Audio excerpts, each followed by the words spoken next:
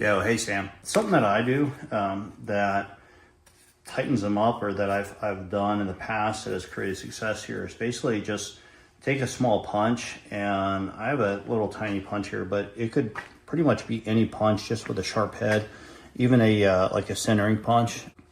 So basically all I do is, using that punch, I just put it in the center part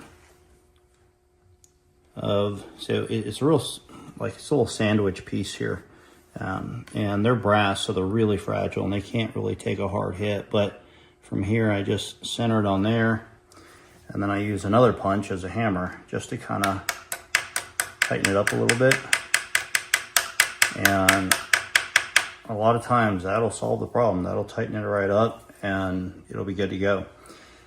If it's completely loose and you have some other bigger issues here, in the past we used to sell a kit, but like I said in like one of our last videos, it costs more to ship it than it does to buy it.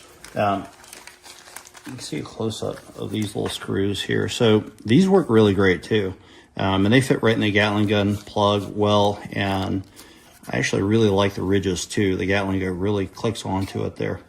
But this screw right here is basically, I'm gonna butcher the metric, but M2, let's see, with a pitch or a thread of 0.45 and 12 millimeters long. So basically here's your rundown. This right here, if you're not happy, or you can't get your pins to tighten up here with this method, you can just replace them with these. And I think at the hardware store, these are probably a little more than $1.